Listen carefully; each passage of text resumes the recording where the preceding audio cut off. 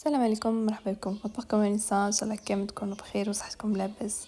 اذا كنتم من عشاق الجوز الهند وتحبوا حلوه هشيشه، ننصحكم بهذه الحلوه ديروها.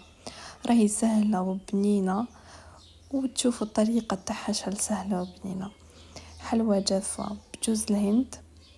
تبعوا معايا الوصفه نديروها مع بعض. شوفوا لي الهشاشه تاعها والطراوه تاعها، ومش راح تتوقعوا كامل كيفاش درتها. والبيض راح نديروها بالبيض الطايب المسلوق. حبوباتي ما تنساوش تشتركوا في القناة وتخلوا لي تعليق وجيم على الفيديو تاع اليوم، هكا تدعموني ونحط لكم بزاف وصفات. نبداو في طريقة التحضير والمقادير. بالنسبة للمقادير هنا عندي 100 غرام تاع زبدة، عندي 2 صفار بيض كونوا طيبين، عندي 4 مغارف كبار تاع سكر ناعم، 2 مغارف كبار تاع مايزينا، 4 مغارف كبار تاع زيت، وعندي 2 مغارف كبار تاع معجون مشمش، وكذلك ملعقه صغيره فانيليا. نخلط اول حاجه البياض بيض تاعنا اللي كنا طيبناه مع الزيت و100 غرام تاع زبده. راح تقطع لكم كميه لاباس بها، والبنه ما نحكي لكمش، هبكم نضيف فيها وانا صايمه والريحه ما نحكي لكمش. نخلط هذاك زيدوا المعجون مع الفانيليا، نضرب كلش مع بعض. تقدروا تستعملوا ايدكم ولا من عندكمش الباتور عادي كما راكم تشوفوا. نضرب كلش مع بعض لمتولي عندنا خليط متجانس.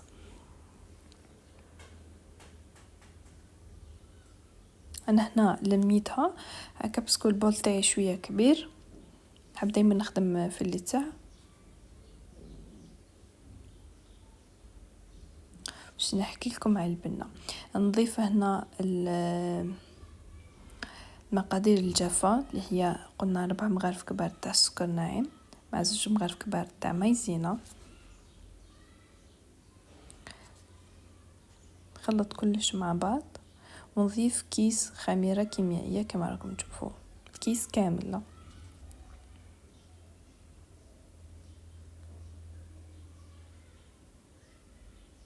وزيد نكمل نخلط كلش مع بعض لوين عندنا خليط ابيض ومضاعف الحجم تاعو بهذا الشكل. هنا نبدا نجيب الفرينه تاعنا ونبدا نلم العجينه تاعنا. هنا ما نيبسوهاش كيما صابلي، ما نطريوهاش بزاف، ونخلوها شويه طريه، ماشي طريه بزاف وماشي يابسه، مش كيما صابلي. كيما نلم بالفرينه تاعنا على حساب الفرينه تاعكم، اذا تشرب ولا لا. نقدرش نعطيكم الكيل تاع الفرينه.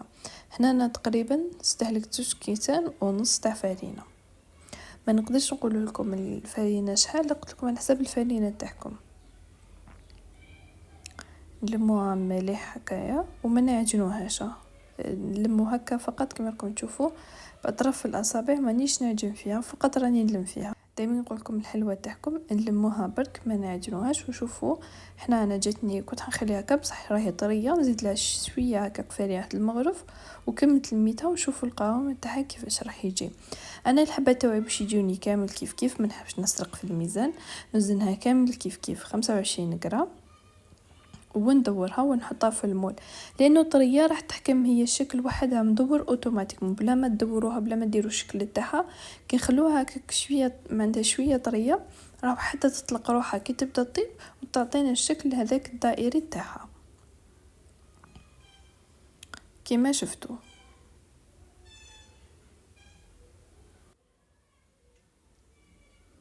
انا نحطها في الصينيه تاعنا ونزيد ندور حبه واحده اخرى ونحطها هنايا. قلت لكم وزنتها 125 غرام، ونحطها طيب من تحت ونحمرها شويه من الفوق ونرجع لكم. هنا بعد ما بردت الحلوى تاعنا نجيب هنا حوالي 3 مغارف كبار معجون تاع المشمش ونخفو بالماء الزهر. تحبوا تخفوه بالسيرو ولا انا نحب نخفوه بالماء الزهر احسن، هكا باش نقصوا الحلاوه الماكسيموم في الحلوى تاعنا.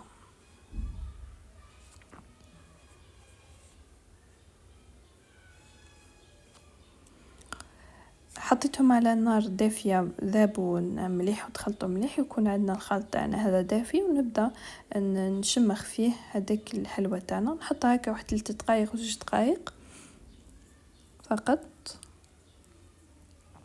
بهذا الشكل. بعد ما خليتها 3 دقائق نجيب هنا اي مشبك عندكم ولا نستعمل انا هدايا ونحطها تقطر شويه باش تهبط لي كامل هذوك الزوائد، ما تقدروا تستعملوهم نورمال.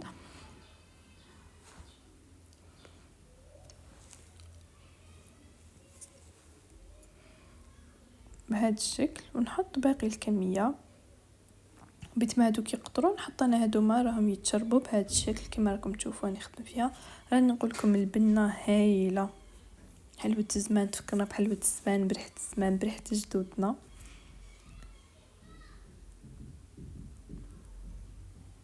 بهذه الطريقه. بعد ما هنايا راني خليتهم قطروا شويه، نروح نجيب الجوز الهند تاعنا ونرمدهم في هذاك الجوز وترمدوهم. تحبوا ترمدوهم مرتين ولا مره واحده برك، انا نرمدهم غير مره واحده برك وندردر هكا فوقهم كميه مليحه تاع الجوز الهند ونحطهم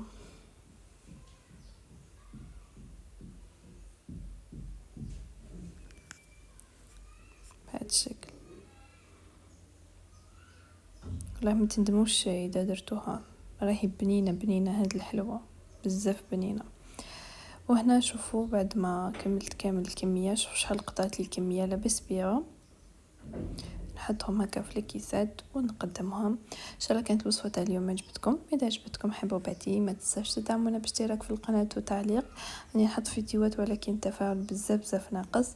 ان شاء الله اذا عجبكم الشرح وحبيتوا اي سؤال خلوا لي سؤالكم في تعليقاتكم، وصح فطوركم، وخلوا هذه الحلوه حتى القهوه تاع العشاء تستحقوها. هيا باي باي، السلام عليكم.